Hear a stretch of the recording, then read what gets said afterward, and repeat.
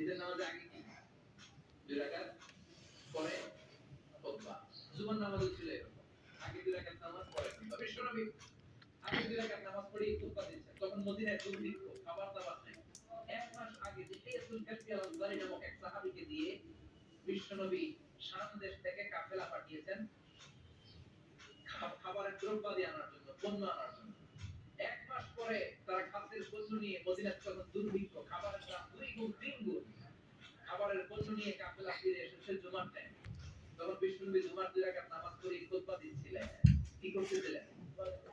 আর তখন নিয়ম ছিল কোন শহরে কাফেলা ঢুকলে তারা তবলা বাজাতো, ঢোল বাজিয়ে দিত, ঢোলের আওয়াজ সবাই শুনে ওইখানে জড়ো হতো। যার যত পণ্য কিনা দরকার পণ্য কিনে নিয়ে চলে যেত। বিশ্বনবী জুমার নামাজের ইমামতি করে 2টা খুতবা যখন দিবেন, মিম্বারের মধ্যে দাঁড়িয়ে বিশ্বনবী মসজিদে নববীতে খুতবা দিচ্ছেন। খুতবার মাঝখানে বিশ্বনবী তবলার আওয়াজ শুনতে পেলেন। কিসের আওয়াজ?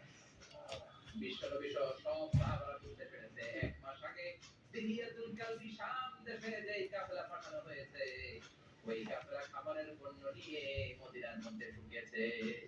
এখন মসজিদে কানাঘুষা। কিছু সাহাবী বলে না না বিশ্বনবীর খুতবা রেখে যাওয়া যাবে না।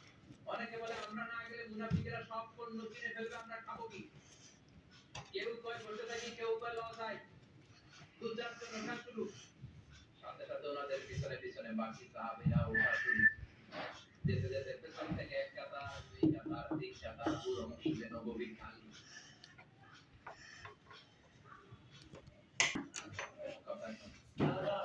মাত্র 12 জন সাহাবা বিশ্বনবীর সামনে বসে আছেন। 4 খলিফা জাবের ইবনে আব্দুল্লাহ এরকম 12 জন সাহাবা বসে আছেন। সব সাহাবারা পণ্য কেনার জন্য চলে গেল। সাহাবারা ভাবলো নামাজ আসল, নামাজ তো পড়েই দিয়েছে, এখন খুতবা সমস্যা নাই। কিন্তু আল্লাহ এটা সহ্য করলেন না।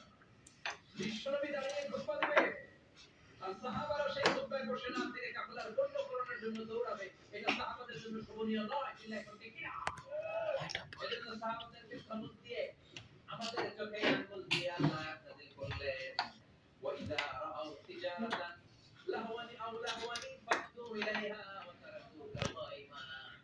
ও নবী, আপনার সাহাবারা দুনিয়ার পণ্য সামগ্রী দেখে আপনাকে জুমার মিম্বারের মধ্যে দাঁড়িয়ে রেখে তারা চলে যায়। কুলমা ইনদাল্লাহি খায়রুম মিনাল লাহওয়ি ওয়া মিনাত তিজারা। ও নবী, আপনি বলে দেন আমার কাছে এত বিশাল ধনভাণ্ডার আছে, সবার যত চাহিদা যত কামনা আছে সব যদি দিয়ে দেয় আমার ধনভাণ্ডারের 1 ইঞ্চিও কমবে না। এজন্য বিষ্ণু বলতেন ইদা সাআলতা ফাসআলিল্লাহ, যখন চাইতে মনে চায় আল্লাহর কাছে চাও, যখন সাহায্যের দরকার হয় আল্লাহর কাছে সাহায্য চাও। বিশ্বনবী নিজেও বিপদে পড়লে সাহায্য চাইতেন কার কাছে? আল্লাহর ওয়ালিরা বিপদে পড়লে সাহায্য চায় কার কাছে? আমরাও চাবো কার কাছে? এমনকি বিশ্বনবীর কাছেও সাহায্য চাওয়া যাবে না। বিশ্বনবীর মাকবারের সামনে আমরা মসজিদ নববীতে যখন সালাম করে ওনার কবরের সামনে দাঁড়িয়ে যখন সালাম দেই, তখন বিশ্বনবীর কাছে কিছু চাওয়া যায় না। আল মাইয়িতু ফিল কবর কাল গরীকু ফিল বাহর। সাঁতার না জানা ব্যক্তি সাগরে পড়লে যেরকম অসহায়, মানুষ মরে গেলে এরকম অসহায়। সে আপনার কিছু করতে পারে না। আপনি বরং তাকে দোয়া করে